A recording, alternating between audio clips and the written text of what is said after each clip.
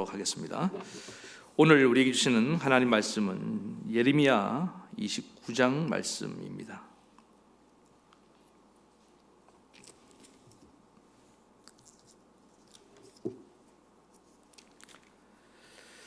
예레미야 29장 4절로 14절 말씀.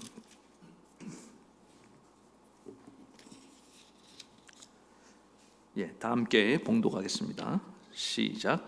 만군의 여호와 이스라엘의 하나님께서 예루살렘에서 바벨론으로 사로잡혀 가게 한 모든 포로에게 이와 같이 말씀하시니라. 너희는 집을 짓고 거기에 살며 텃밭을 만들고 그 열매를 먹으라. 아내를 맞이하여 자녀를 낳으며 너희 아들이 아내를 맞이하며 너희 딸이 남편을 맞아 그들로 자녀를 낳게 하여 너희가 거기서 번성하고 주들들지 아니하게 하라. 너희는 내가 사로잡혀 가게 한 그 성읍의 평안을 구하고 그를 위하여 여호와께 기도하라. 이는 그 성읍이 평안함으로 너희도 평안할 것임이라. 만군의 여호와 이스라엘의 하나님께서 이와 같이 말하노라.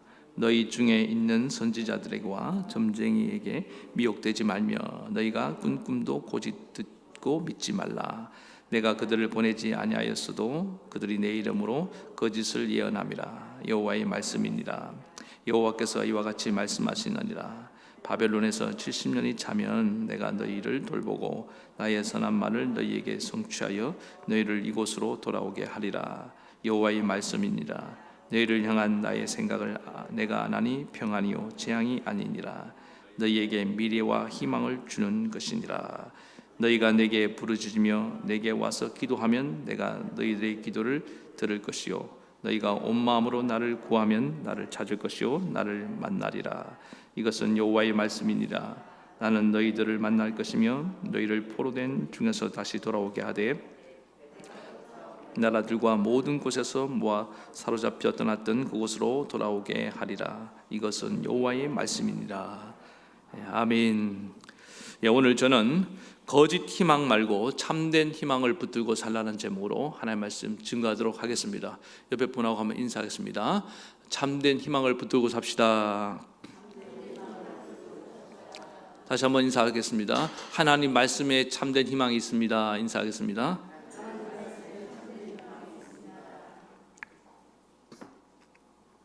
전 세계 가난하고 소외된 그 어린이들을 돕는 사역을 하는 컴패션이라는 그런 단체가 있습니다. 한국 대표가 서정인 씨인데 이분이 이제 그런 말을 했습니다. 가난이 왜 무서우냐? 단순히 경제적인 그 고통을 넘어서 가난은 다시 일어설 수조차 없게 만드는 그런 희망조차 빼앗아 버리기 때문에 이건 정말 무서운 거다. 이제 그런 얘기를 한 적이 있습니다. 지금 가난과 어떤 경제적인 고통 때문에 희망조차 잃어버리고 살아가는 분들이 너무나 많이 있습니다. 오죽하면 어떤 교회 그 청년 소그룹 모임에서 꿈이 뭐냐 이렇게 자기 꿈을 나누는 시간이 있었답니다. 보통 청년들은 뭐 자기 어떤 직업을 말할 거 아닙니까? 나는 뭐 의사가 되고 싶다. 나는 뭐 법조인이 되고 싶다. 아니면 나는 어떤 벤처 기업을 하고 싶다. 이런 직업과 함께 하나님 주신 꿈들을 나눌 수 있는데 한 청년이 고개를 푹 숙이고 있더라는 거예요. 그래서 우리 형제님 꿈이 뭡니까? 한번 얘기해 보세요. 그랬더니 그 청년이 이렇게 말하더라는 겁니다. 저의 꿈은 정말 빛독촉 없는 세상에서 사는 것입니다. 알고 보니까 그 청년은 늘 집에 그 빛독촉을 시달리는 그런 집에서 살아온 것입니다. 그걸 바라보면서 오직 꿈이 뭐냐? 이 정말 빛에 시달리지 않고 정말 자유롭게 사는 그런 세상을 꿈꾸었다는 것입니다. 지금같이 이 코로나19가 창궐 하는 가운데 동반되어 오는 국민들이 당하는 고통은 경제적인 고통이라고 생각합니다. 많은 사람들이 지금 이 신음을 토하면서 지금 수많은 자영업자들이 폐업을 하고 또 직장인들이 실직을 당하고 사업하시는 분들도 어려움을 당하고 있는 것을 보게 됩니다.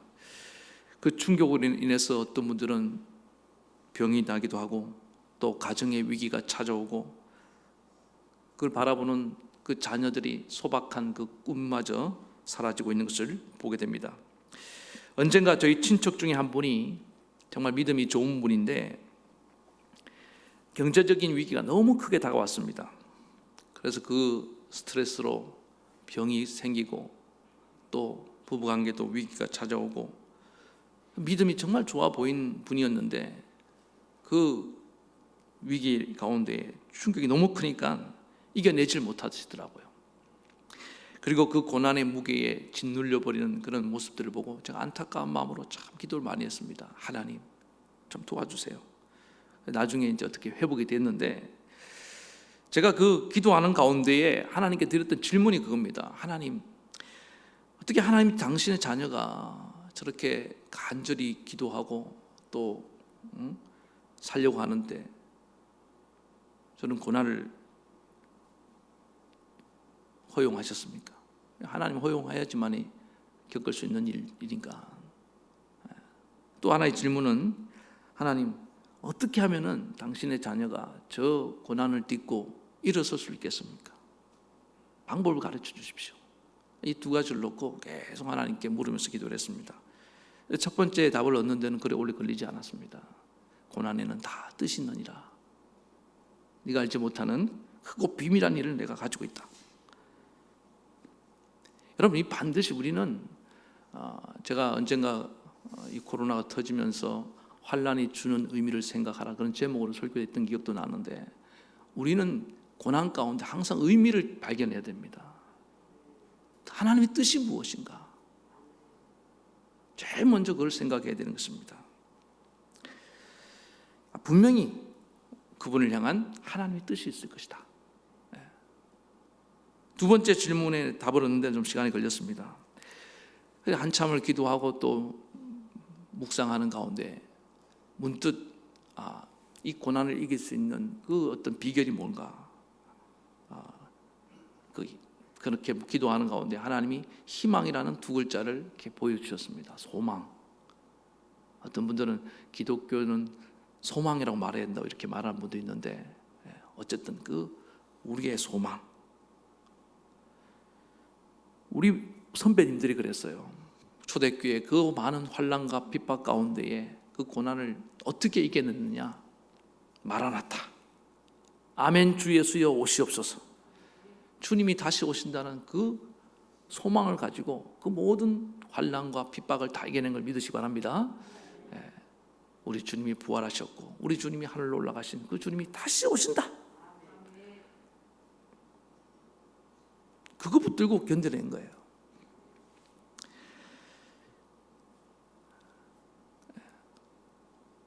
이번에 제가 이제 그 홍수 피해 지역을 아까 제가 참 사진을 좀 보여드리려 했는데 패싱을 해버렸는데 홈페이지에 올리든지 그렇게 하겠습니다. 어떻게 제가 깜빡했는데 지금 띄워줘도 되겠네요. 지금 설교 중에 좀 한 장씩 띄워주시면 좀 고맙겠습니다.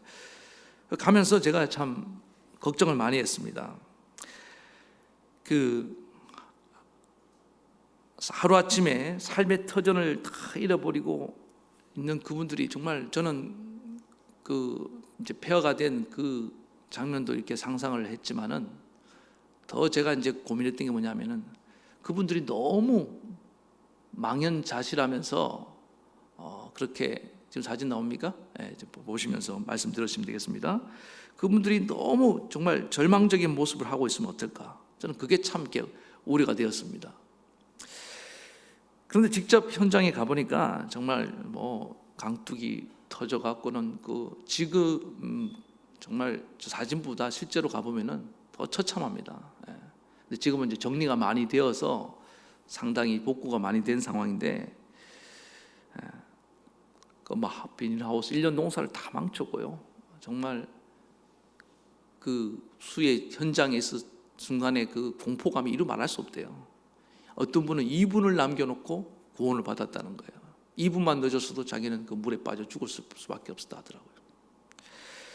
근데 그런 가운데도 그분들이 정말 땀을 흘리면서 의욕을 가지고 그 눈빛이 살아있어요. 다시 삶의 터전을 이렇게 세우려고 막 그냥 그 복구하는 그 모습을 보면서 저는 어떤 묘한 어떤 희망을 발견했습니다. 참 그러면서 저는 우리나라 이 국민성이 너무 참 멋있어요. 우리 국민성 중에 그런 게 있습니다. 어려움 당하면 국난을 당하잖아요. 우리 국민들은 웬만큼 어려움을 당하면 잘 안 움직여요. 뭐 이 말에 또 반박을 제기할 분도 있을지 모르겠지만 정말 어려움을 당하면요, 우리 민족은 정말 들불처럼 일어나는 민족인 줄 믿습니다. 그러니까 지금 동네 마을 전체가 이 침수를 당하니까 그 마을 주민들이 하나가 되어서 똘똘 뭉치고, 또 우리나라는요, 이 참 자원봉사가 참 잘 됩니다.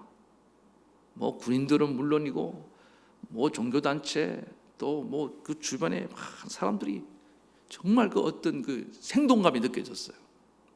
그 사람들 얼마나 왔다 간지 몰라요. 그러면서 이 복구를 위해서 한 마음이 되어서 그렇게 일하는 모습을 제가 보면서, 야, 여기에 소망이 있구나. 그러면서 제가 참 신기한 걸 발견했습니다. 다 침수됐는데 벼 알죠? 벼. 이 벼는 멀쩡해요. 저는 벼의 생명력이 이렇게 강한 줄 몰랐어요. 여러분들 밥을 많이 드시기 바랍니다. 이 딱 침수가 됐는데 물이 빠지고 나니까 그대로 꼿꼿이 서 있는 거예요. 그런데 하우스의 작물들은 다 죽었어요. 역시 이 비닐하우스의 작물도 약해. 제가 보니까 제가 그 벼색을 보면서, 야, 이게 우리의 국민성이구나. 물의 침수를 당해도 다시 일어나는 민족. 옛날엔 잡초근성이라고 했는데 저는 이게 참 벼의 근성. 물어보니까 벼가 물을 좋아한대요. 그래서 뭐 잠수 한번 했다 나왔다고 생각하고 벼는 끄떡없다 그러더라고요. 그래서 올해도 어김없이 풍년이 올 줄로 믿습니다. 그러면서 제가 우리 민족은 이렇게 고난이 와도 쉽게 절망하지 않아요. 다시 일어난다 이 말입니다. 삶의 의욕을 가지고. 제가 그걸 보면서 하나님 우리 민족을 왜 사랑하는지 알겠더라고요. 저는 오히려 봉사로 갔다가 큰 도전을 받고 왔습니다. 요즘같이 코로나19 확산으로 또 너도 나도 어려움을 당하고, 특별히 이제 교회가 본의 아니게 뭐 이렇게 사람들의 비난의 대상이 되는 이럴 때 참 저도 많이 부끄럽고, 어떨 때는 참 의욕이 안 생겨요. 밥맛도 없어요 요즘은. 제가 우리 목사님들 만나면요, 전부 다 그냥 풀이 확 죽어 있어요. 그런데 그 벼이삭처럼 다시 용기를 내서 참 이렇게 다시 일어나야 될 줄 믿습니다. 그 주민들처럼 삶의 터전을 하루아침에 잃어버린 그런 주민들도 언제 그랬냐는 듯이 다시 일어나서 이렇게 막 생동감 있게 복구 작업을 하는데, 우리가 하나님 백성인 우리가 절망하고 있으면 되겠습니까? 지금이야말로 다시금 우리가 하나가 되어서 믿음으로 우리의 무너진 가정, 교회와 일터와 이 나라의 민족을 세워야 될 줄로 믿습니다. 오늘 본문의 얘기를 나누겠습니다. 본문은 유다가 바벨론의 공격을 받고 이제 망했습니다. 왕을 비롯한 많은 귀족들이 한 1만 명 넘는 사람들이 포로로 끌려갔다고 합니다. 내일을 알 수 없는 그런 불확실성의 삶의 연속이었을 것입니다. 시대가 혼란스러우면 항상 유언비어, 또 그런 어떤 잘못된 정보가 이렇게 돌아다니기도 합니다. 그 당시도 포로 생활 한 지 얼마 안 됐습니다. 몇 년이 지났을까요? 그때 포로 생활이 곧 끝난다, 고국으로 돌아갈 수 있다는 그런 소문이 돌기 시작했습니다. 그래서 바벨론에 여기에 정착할 생각을 하지 말고 속히 고국으로 돌아갈 준비를 해야 된다. 바벨론에 저항을 하고 우리를 함부로 업신여기지 못하게 하자.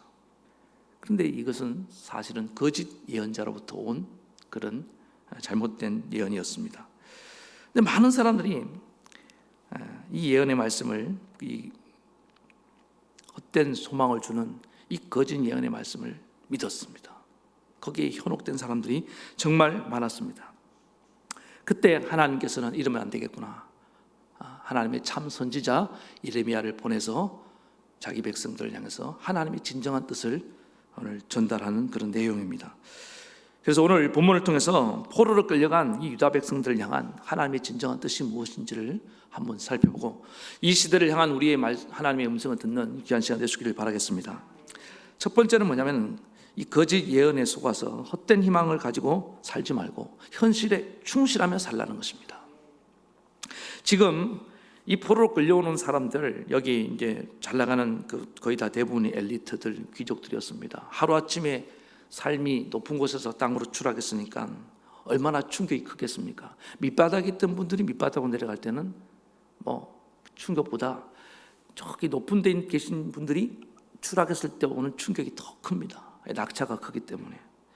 그래서 이분들은 어떤 생각을 했겠습니까? 하루빨리 포로 생활을 청산하고 고국으로 돌아가고 싶다. 인지상정입니다. 충분히 그럴 수 있다고 생각합니다. 그러나 뭐든지 때가 차야 되는 줄 믿습니다. 근데 마침 고국에서 어떤 선지자 한 사람이 저 바벨론은 곧 망할 것이다. 그리고 포로 생활이 곧 끝날 것이다 하는 그런 예언을 하는 선지자가 있었습니다. 얼마나 달콤합니까? 듣고 싶은 말씀 아닙니까? 이 지긋지긋한 포로 생활을 곧 끝난다고 한다. 그 사람은 기브온 출신의 거짓 선지자 하나냐라는 그런 사람이었습니다. 근데 사실 이 사람은 하나님의 말씀을 받고 말씀을 예언한 것이 아니라 자기 생각대로 예언을 한 것입니다. 그래서 왕과 제사장들을 모아놓고 이런 얘기를 했습니다. 당연히 왕도 그 주변의 사람들도 듣고 싶은 말씀이니까. 저 바벨론이 망하기를 바라지 않는 사람 누가 있겠습니까? 우리나라 일제시대 때 일본이 망하지 않길 바라는 사람이 있습니까? 우리나라 사람 치고? 다 망하기를, 저놈 원수가 빨리 망했으면 좋겠다. 왜? 그 일본이 망해야지만이 우리가 해방되니까.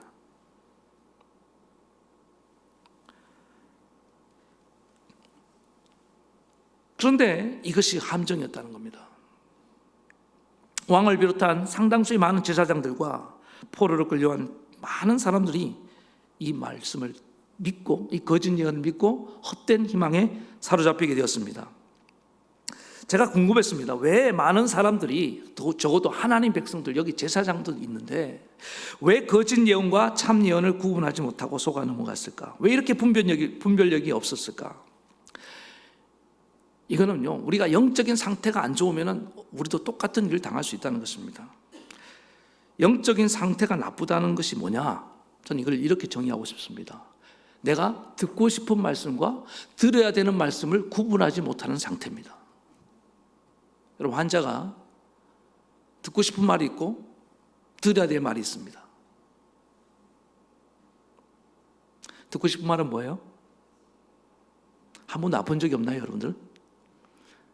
진단했을 때 병이 없다, 다 나았다, 맞습니까? 그런데 의사는 어떻습니까? 참 냉정해요. 그대로 말해줍니다. 여러분, 듣고 싶은 말을 해주는 의사가 좋은 의사입니까? 들어야 되는 말을 해주는 의사가, 정확한 진단을 해주는 의사가 좋은 의사입니까? 지금도 들어야 될 말이 두려워서 병원 안 가신 분들 있죠? 속히 병원을 가시기 바랍니다. 듣고 싶은 말만 해주는 의사는 그 환자를 살릴 수 없습니다. 꼭 들어야 되는 말을 해주는 의사가 정말 좋은 의사고 환자를 살리고 소망을 줄 수 있는 의사인 줄 믿습니다. 이 당시 이 백성들은 정말 꿈에도 소원은 고국으로 돌아가는 거예요.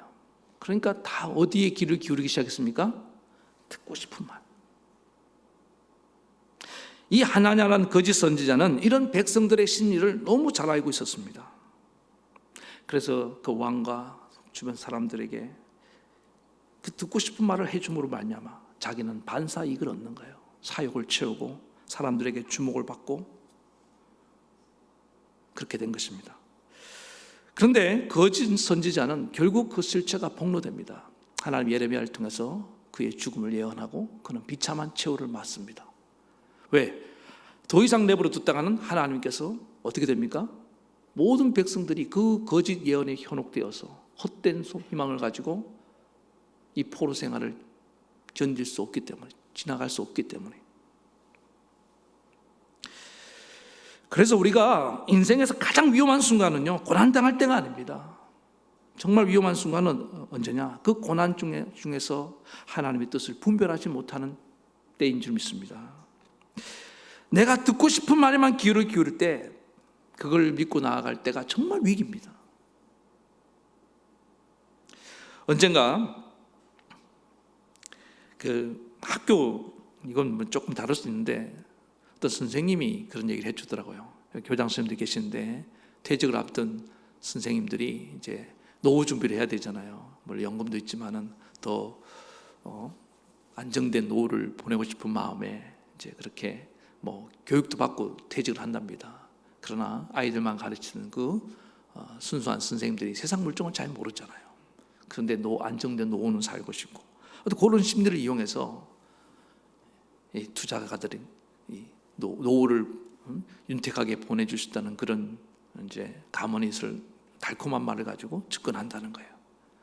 근데 들어보면은 정말 그분의 말대로 하면은 노후가 보장될 것 같거든요. 그래서 계약을 맺고 사기를 당하는 경우가 참 많다고 합니다. 보세요. 조금이라도 현실을 직시할 수 있고, 또 우리가 어떤 정말 바른 얘기를 해주는 사람의 말에 귀를 기울인다고 하면은 그런 달콤한 말에 넘어가지 않을 수 있다고 생각합니다. 내일의 희망이라는 것은 그렇게 쉽게 찾아오는 게 아닙니다. 그렇습니다. 참 예언의 말씀은 내가 듣고 싶은 말씀이 아니라 들어야 되는 말씀이 있는 것을 믿으시기 바랍니다.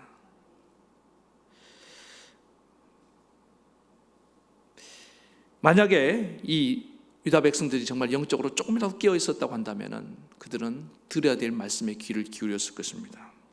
다행히도 하나님은 예레미야 같은 참 선지자를 보내서 유다 백성들에게 들어야 될 말씀을 선포하십니다.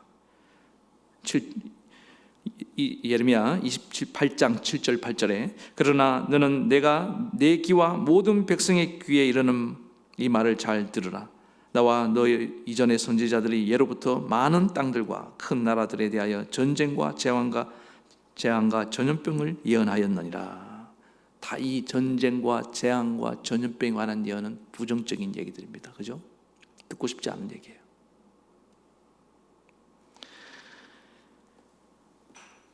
그런데 거짓 예언자 하나하나가 비참한 최후를 맞이하는 것을 보면서 또 이 하나님의 참 선지자가의 이런 외침에 대해서 그 백성들이 귀를 기울이기 시작했습니다. 그러면서 예레미야 선지자는 계속해서 말씀합니다. 오늘 본문 4절을 보니까 만군의 여호와 이스라엘의 하나님께서 예루살렘에서 바벨론으로 사로잡혀 가게 한 모든 포로들에게 이와 같이 말씀하시느니라.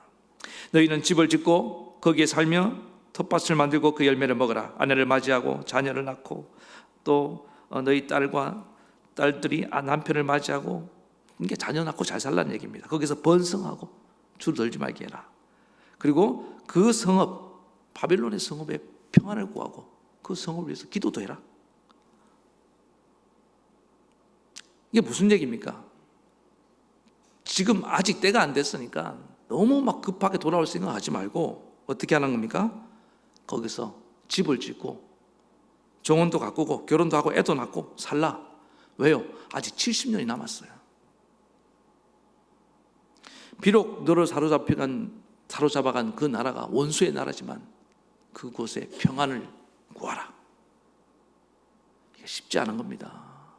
조금이라도 애국심 있는 분들은요, 이거 정말 받아들이기 힘든 일일 수 있습니다.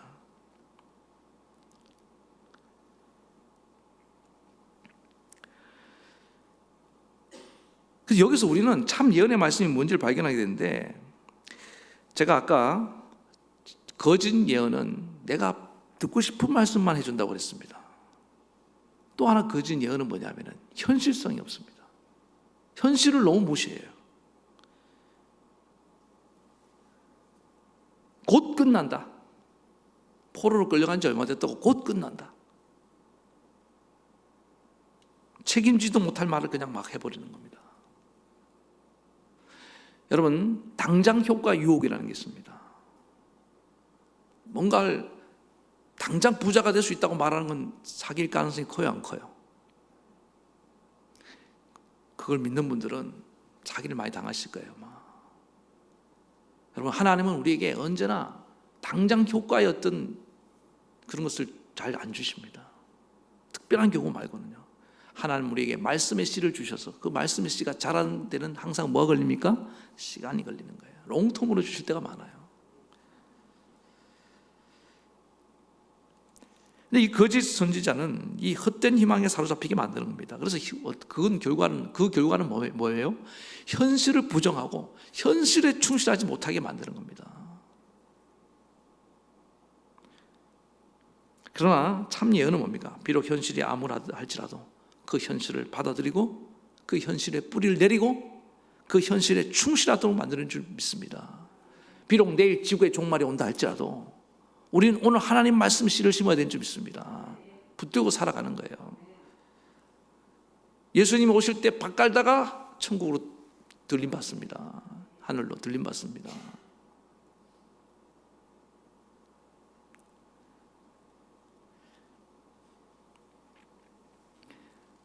그런데 이 예레미야의 말씀은 정말 듣고 싶지 않은 말씀이에요. 뭐 포로 생활이 아직도 많이 남았다고? 언제까지 해야 되는데? 저 바빌론의 평안을 구하라고? 원수 나라를 위해서 기도하라고?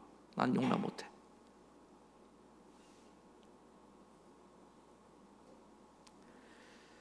그러나 그들은 그 말씀을 들어야 했습니다.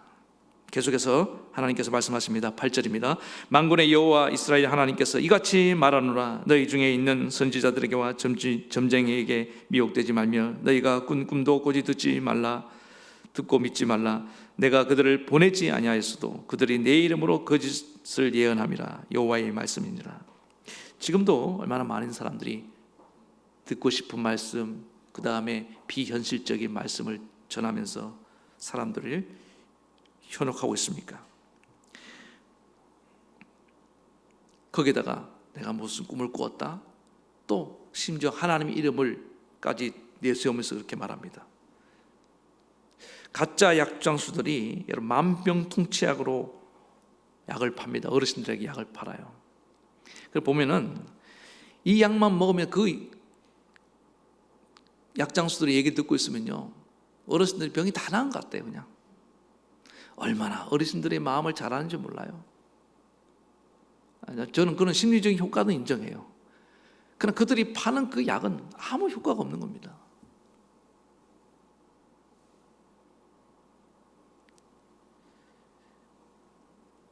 그걸 믿으면서 믿음이 좋다고 말할 수 없는 겁니다. 최근에도 제가 보니까 좀 그런 분들 없으면 좋겠어요.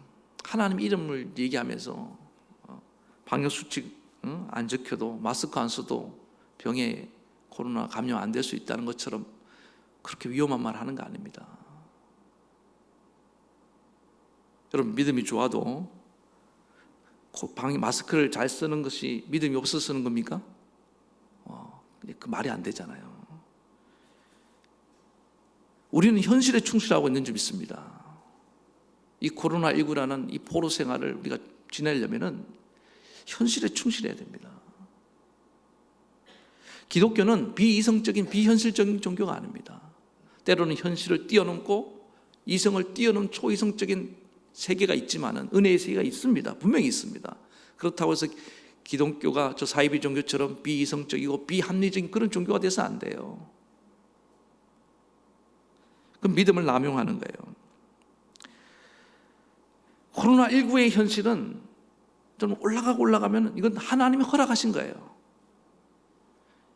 모든 여러분 이 세상 일어나는 일이, 제가 지난주에도 절대 하나님 주권을 얘기했지만은 여러분 악한 마귀도 하나님이 허락하여서 움직이는 믿으시기 바랍니다.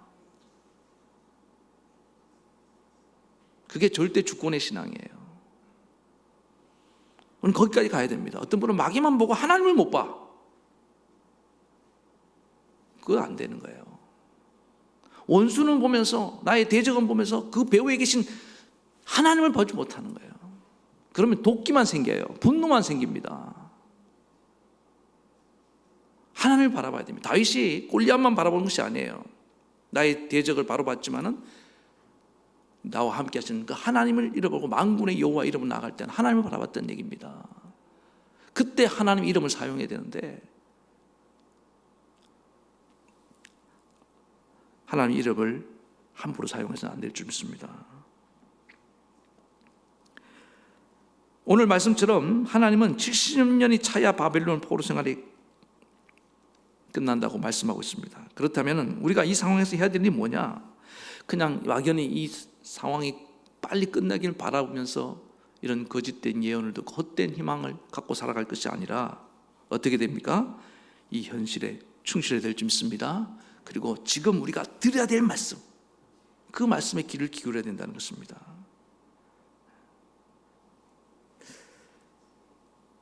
그렇다면 우리가 정말 들어야 될 말씀이 무엇입니까? 10절을 보겠습니다. 여호와께서 이와 같이 말씀하시느니라. 바벨론에서 70년이 차면 내가 너희를 돌보고 그 다음에 나의 선한 말을 너희에게 성취하여 너희를 이곳으로 돌아오게 하리라. 70년이라는 세월을 말씀하시면서 하나님께서 그 기간의 의미를 말씀하십니다. 이게 뭡니까? 나의 선한 말을 너희에게 성취하리라. 그러니까 이 포로 생활을 향한 하나님의 뜻이 뭐냐? 하나님의 선한 말씀이 우리 안에 이루어지는 것입니다. 그럼 이건 이제 더 깊이 들어가 보면은 왜 하나님이 포로 생활 이스라엘 백성들을 이렇게 이끌어 오신 거예요? 이건 일종의 하나님의 특별 훈련 과정이라는 겁니다. 하나님의 관심은요, 저 이방 사람이 물론 그들의 영을 구원하는 데 있지만은 하나님의 주된 관심은 언제나 자기 백성, 자기 자녀들이 있었던 걸 믿으시기 바랍니다. 여러분들 관심이 어디 있어요? 너무 자식이에요? 아니잖아요. 다 내 자녀에게 관심 가지잖아요. 왜? 내 새끼니까. 똑같은 거예요. 하나님도 내 자녀에게 우선적인 관심을 갖고 있는 거예요. 다른 이방 나라들은 이 바벨론은 하나님 자녀를 훈련시킨 도구라고요. 막대기라고요.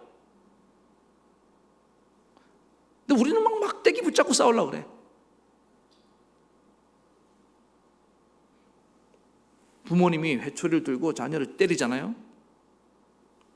훈계를 끝나면 채찍질은 버립니다. 이 원리를 항상 기억해야 될 줄 믿습니다. 왜 바벨론 포로로 끌려가게 됐느냐? 바빌론이 너무 세서도 아니고, 또 군사력이 약해서도 아니고, 어떤 정치적인 문제, 물론 이런 건 표면적으로 그런 문제가 다 있습니다. 그러나 더 근본적인 원인이 뭐냐? 내 백성이 나를 떠났다는 거예요. 나를 떠나서 우상을 숭배하고 내 백성이 어떻게 했다는 겁니까? 하나님 말씀보다 세상의 교훈을 따라갔다는 겁니다. 그게 주된 원인이에요. 그래서 하나님 선지자를 보낸 겁니다. 근데 이 하나냐는 거짓 선지자는 그런 얘기 하나도 하지 않아요. 그냥 바빌론 망한다. 이제 포로 생활이 곧 끝날 것이다. 그건 메시지가 아닙니다. 여러분, 메시지 예언이라는 건 뭐냐? 우리가 무슨 점쟁이 무당처럼 망연히 내 미래를 점치는 것이 예언이 아니에요. 무당이 언제 여러분들 회개하라 이런 말 들어봤어요? 야, 네 남편을 바꿔야겠다. 응? 그런 얘기는 하지. 직장을 바꿔라. 네가 문제 있다고 말하지 않아요. 무당은 애군이 끼었다 그러고 뭐 복비를 더 내라 그러고 부적 붙여 다니면 된다 그러고. 기독교 예언은 뭔지 아십니까? 나를 향한 말씀이에요. 여러분, 하나님 말씀은 언제나 나를 향해야 됩니다. 하나님의 관심은 나한테 있어요. 우리 공동체에 있다고요.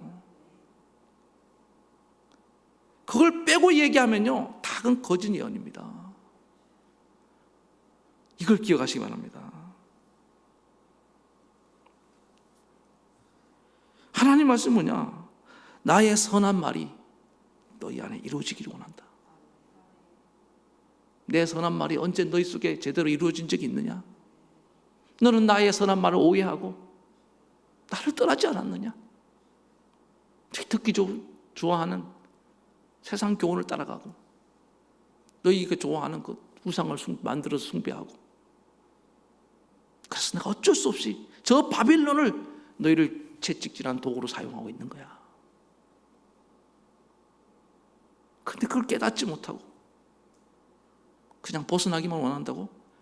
여러분, 단순히 포로 생활에서 돌아오면 뭐합니까? 환경의 문제 해결되면 뭐예요? 나는 여전히 그대로 있는데, 나는 여전히 변화가 안 됐는데. 정말 깊이 들어가야 될 좀 있습니다.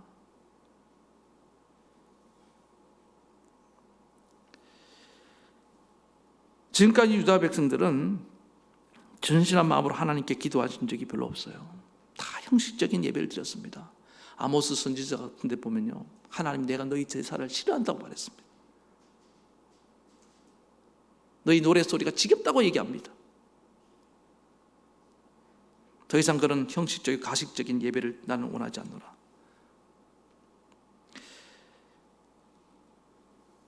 여러분 생각해 보세요. 우리가 그런 상태로 머물러 있는데 어떻게 거기에 평안이 있겠습니까? 겉으로는 평안한 척했지만 늘 우리는 불안했던 거예요. 그래서 하나님께서 이렇게 말씀하십니다. 11절에 보니까 나 여호와가 말하노라. 너희를 향한 나의 생각은 내가 아느니 재앙이 아니라 곧 평안이요 너희 장래에 소망을 주려 하는 것이라. 당장 너희가 생각할 때 이 포로 생활이 너희에게 재앙이라고 생각하지 아니야. 잘 생각해봐라. 왜 이 재앙이 찾아왔는지, 너희가 재앙이라고 생각하는 이 포로의 현실이 왜 찾아왔는지를 깊이 생각해봐라. 내가 나를 떠난 것이 아니냐, 나의 말씀을 버렸기 때문이 아니냐. 그렇다면 참 평안이 어디 있느냐? 포로 생활에서 벗어나는 것이 참 평안이 아니라 너희 안에 나의 말이 이루어지고 너와 나의 관계가 회복되는 것이니라. 여러분, 참된 평안은 하나님과 나의 관계가 회복된 데 있는 것을 믿으시기 바랍니다. 마음으로 하나님을 떠났는데 어디 있든들 거기에 평안이 있겠습니까?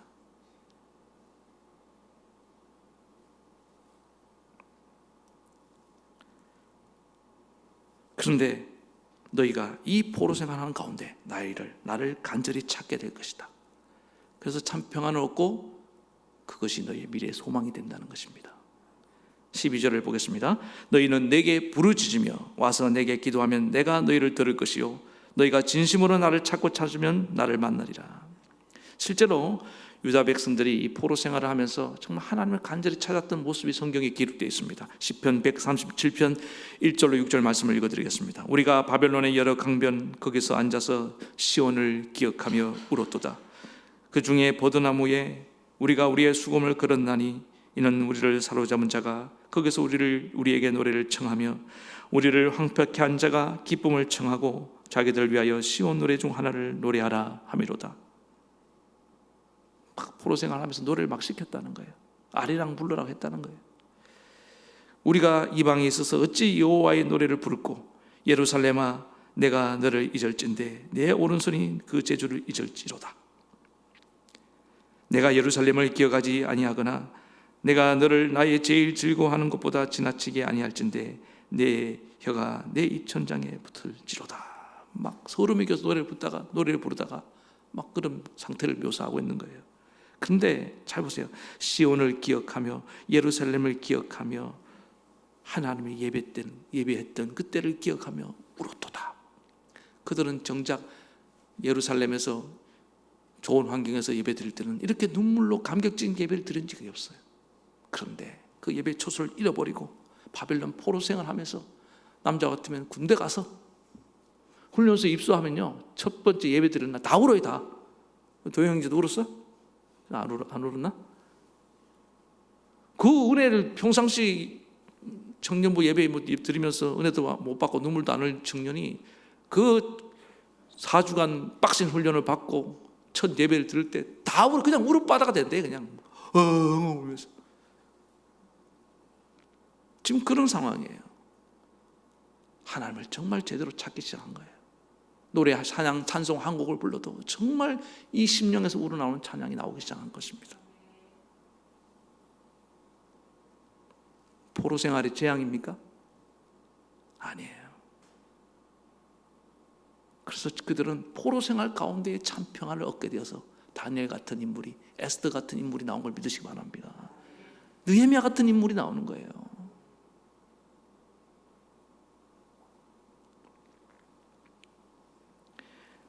그래서 여러분 이 바벨론 포로 생활은 의미 없는 고난입니다. 우리 이 코로나 시간도 의미 없는 고난이 되어서는 안 될 줄 믿습니다. 참 평안을 얻어야 됩니다. 하나님께 더 가까이 나아가야 될 줄 믿습니다. 그래서 참 소망을 얻는 저와 여러분들 되기를 간절히 바라겠습니다. 여러분, 아까도 말한 것처럼 나를 변화시키지 않고 말하는 모든 예언들은 다 가짜 예언입니다. 우리는 정말 나를 향한 하나님 말씀을 이 시기에 듣고 참된 소망을 붙들고 나아가야 되는 것입니다. 제가 이번에 최근에 이제 어떤 분을 만났어요. 우리 아파트 주민을 만났는데 제가 전도하려고 이제 기도하고 있는 분입니다. 근데 이분이 갑자기 저한테 그래요. 목사님, 성경책을 읽고 싶어졌습니다. 뜬금없이 그렇게 얘기하니까 너무 기뻤습니다. 왜 그러시냐고 물어보니까 요즘같이 이 코로나19 시대에 참 소망이 없는 것 같습니다. 세상이 다 된 것 같아요. 자기 입으로 그래요. 성경은 뭐라고 말하는지 궁금합니다. 그래서 제가 성경책 하나 선물하겠다고. 근데 아직 제가 못했는데 그 선물을 할 생각입니다. 그러면서 제가 성경 구절 하나가 떠올랐습니다. 베드로전서 3장 15절, 너희 마음에 그리스도를 주로 삼아 거룩하게 하고 너희 속에 있는 소망에 관한 이유를 묻는 자에게 대답할 것을 항상 준비하되 온유와 두려움으로 하고. 성경에 대답이 있습니다. 거기에 참 소망이 있습니다. 우리는 이 코로나19 시대에 우리가 막 지금 욕망 먹고 있다고 생각하는데 그렇지 않습니다. 많은 어떤 사람들은 이분과 같이 이 정말 제가 세상에 종말이 오는 것이 아닌가. 사람들이 지금 성경에서 그렇게 종말이 온다고 얘기해도 안 믿었던 사람들이 이 세상 돌아가는 거 보니까 심상치 않거든요. 그래서 생각하기 시작했습니다. 인생은 과연 무엇인가? 어디로 와서 왜 살며 어디로 가는 것인가? 묻기 시작했습니다. 저는 그런 의미로서 지금 이 기회라고 믿습니다. 우리가 더 하나님께로 돌아가고 헛된 그 거짓된 예언에 속지 말고 살아있는 하나 진실한 우리를 향한 나를 향한 이 말씀을 붙들고 있다고 한다면, 들어야 될 말씀을 듣고요, 오늘 현실에 충실하면서 이 복음을 갖고 살아간다면 오늘도 우리는 하나님의 뜻을 이루어 갈 수 있는 줄 믿습니다. 그림 하나 띄워주세요. 제가 지난 3월에 보였던 그림입니다. 희망이라는 조지 프레드릭 와츠의 그림이라고 말씀드렸습니다. 지구에 좀 잘 안 보여도 이해하시기 바랍니다. 지구 본위에 한 소녀가 지금 저기 지난번에 바이올린이라고 그랬는데 바이올린이 아니고 이 악기 이름이 루트라는 그런 악기입니다. 악기를 연주하는데 자세히 보면은 나중에 인터넷으로 찾아보세요. 저 어두운 하늘에 조그마한 별 하나가 빛나고 있습니다. 그리고 악기를 저 소녀가 켜면서 그 세미한 소리에 귀를 기울이는 거예요. 이게 희망이라는 거예요. 오늘 우리 현실이 정말 이렇게 칠흑같이 저 그림의 하늘처럼 깜깜합니다. 코로나19로 온 세상이 깜깜한 것 같습니다. 그럴 때 우리는 정말 달콤하고 비현실적인 헛된 희망을 주는 그 말씀을 들으려고 합니다. 그러나 우리는 지금 저 아득해 보이는 저 하늘에 빛나는, 지금은 다 흐릿해 보이지만 우리에게 빛을 비추시는 그 예수 그리스도를 바라봐야 할 줄 믿습니다. 그리고 비록 눈은 멀었고 악기의 줄은 끊어져 있고 그러나 저 소녀처럼 남은 그 한 가닥 진리의 말씀의 줄을 붙들고 우리는 진정한 희망을 노래하며 나아갈 때인 줄 믿습니다. 그때 하나님 우리에게 정말 새날의 아침을 허락하실 것입니다. 오늘 사랑하는 성도 여러분들, 분명히 때가 되면 이 어두운 밤이 지나고 밝은 아침이 올 것입니다. 그때까지 내게 주신 나를 향한 그 말씀을 붙들고 현실에 충실하며 말씀대로 살아가는 주와 여러분 되길 간절히 축원합니다. 우리 말씀 생각하시면서 우리 찬양 같이 부르시겠습니다.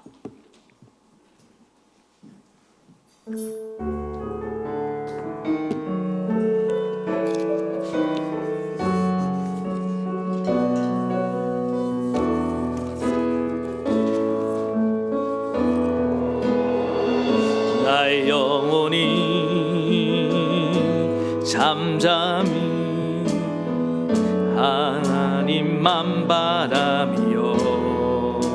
나의 구원이 그에게서 나는도다. 나의 영혼아 잠잠히 하나님만 바라라. 나의 소망이 저에게서 나는도다. 오직 주만이 나의 반석 나의 구원이시니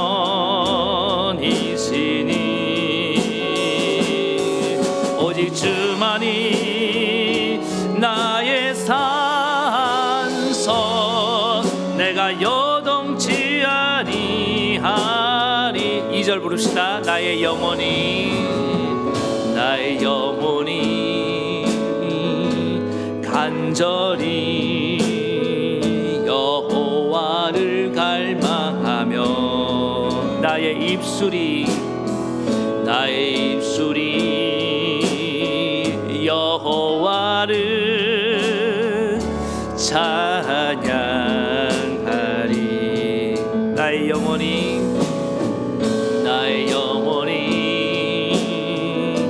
즐거이 여호와를 따르리니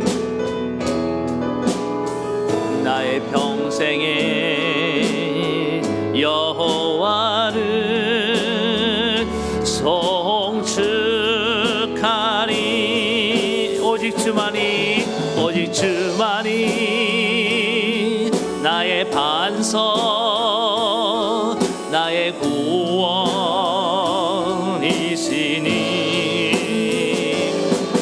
오직 주만이 나의 산석 내가 요동치 아니하리. 오직 주만이 한 번 더요. 오직 주만이 나의 반석 나의 구원이시니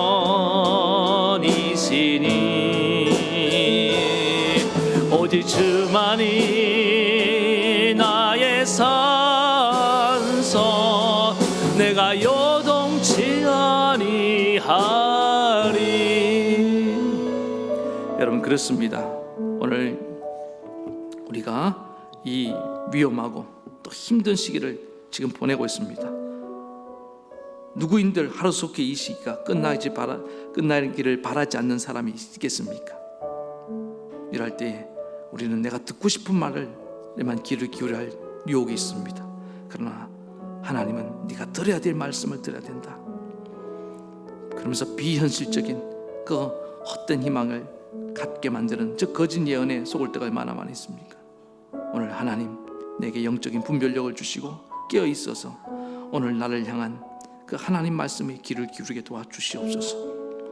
나의 선한 말이 너 안에서 이루어지기를 원하노라.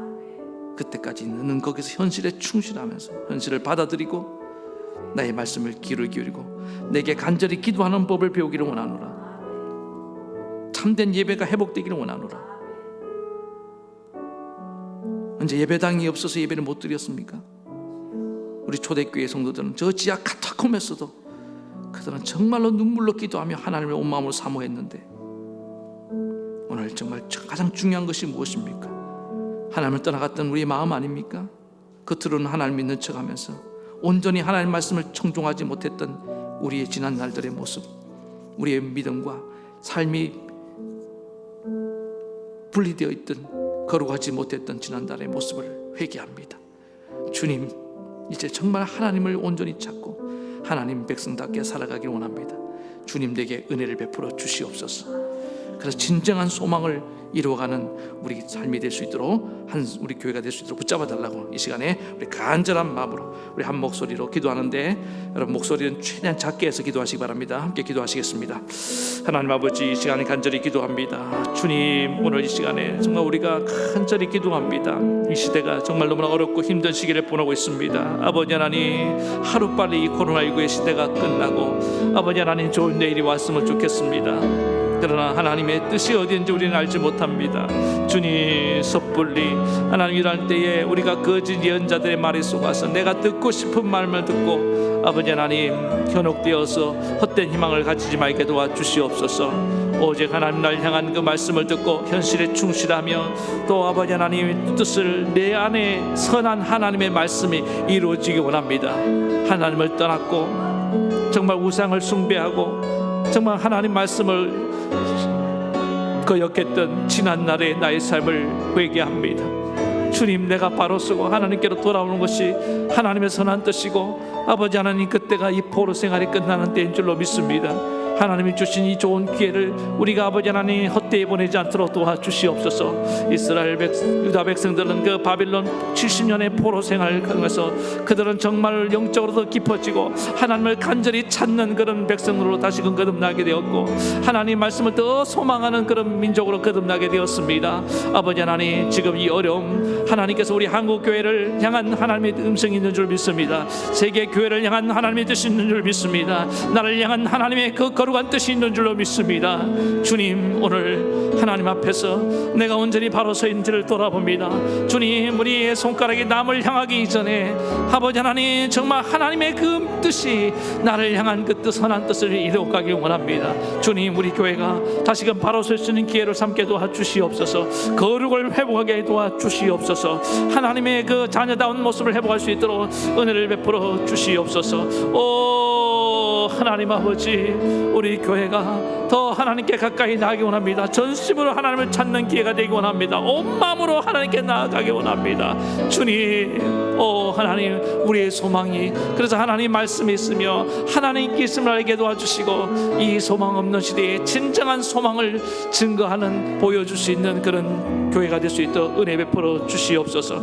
오 하나님이여, 우리 모두에게 주님의 긍휼을 베풀어 주시옵소서. 주님 은혜 주실 것을 간절히 소망하며 예수님의 이름으로 기도합니다. 아멘. 하나님 아버지, 오늘 이 엄청난 위험하고 어려운 이 시기에 하나님, 우리가 내가 듣고 싶은 말에만 현혹이 되어서 또 그 달콤한 말들, 비현실적인 그 말에 현혹되어서 헛된 희망을 갖지 말게 도와주시옵소서. 하나님, 이 고난을 향한, 이 어려운 시기를 향한, 우리를 향한, 나를 향한 그 하나님의 선한 뜻이 이루어질 때까지 하나님, 우리는 주의 말씀에 경청해야 될 줄 믿습니다. 참된 말씀은 바로 나를 변화시키는 말씀인 줄 믿습니다. 이 현실에 뿌리 내린 말씀인 줄 믿습니다. 현실을 부정하고 현실 도피적인 그런 신앙에서 벗어나게 도와주시옵소서. 오늘 우리는 내일 이 땅이 심판이 하나님 멸망한다 할지라도 오늘 하나님 앞에서 바로 살아야 되는 줄 믿습니다. 오늘 사랑하는 모든 성도들, 이 하나님 말씀에 귀를 기울이고 우리 자신을 돌이키고 하나님께 더 가까이 나아가고 간절히 하나님을 찾는 백성들 되게 도와주시고 하나님의 선한 뜻이 내 안에 이루어지는 기회로 삼을 수 있게 도와주시옵소서. 그래서 이 소망 없는 세상에 참 소망을 보여주는 우리 거룩한 공동체가 되게 하옵소서. 예수님 이름으로 기도합나이다. 아멘. 아픈 데 손을 얹고 기도합시다. 오늘도 믿음으로 간절히 기도합니다. 이 질병에도 하나님 뜻이 있는 줄 믿습니다. 하나님의 선한 뜻이 내 안에 먼저 이루어지게 하옵소서. 그리고 아버지 하나님, 그 선한 뜻을 이루는 과정에 주님의 이 병고침도 하나님 뜻이라면 나올 줄로 믿습니다. 나 여호와는 치료하는 하나님이시고 예수님 날 위해 채찍에 마셨으므로 너희는 나음을 얻었다고 하였사오니 그 말씀 내게 이루어 주시옵소서. 그리스도의 보혈로 나를 덮어 주시옵소서. 성령의 기름으로 나를 바르사 주님 새롭게 하시옵소서. 주님 나를 완전케 하시옵소서. 그래서 주님 영광 나타내 주시옵소서. 나를 고쳐주심을 감사하며 예수님의 이름으로 기도합나이다. 아멘. 이제는 우리 주 예수 그리스도의 크신 은혜와 하나님 아버지의 그 극진하신 사랑하심과 성령의 감동, 감화, 교통, 위로 역사하심이 거짓 예언에 속아서 헛된 희망을 갖고 사는 것이 아니라 참된 예언의 말씀을 듣고 참된 소망을 노래하며 이 세상에 소망을, 참된 소망을 심기를 원하는 모든 성도들 머리 위에, 저들의 가정과 자녀와 생업 위에, 이 나라 이 민족에까지 영원토록 함께 하옵시기를 간절히 축원하옵나이다. 아멘.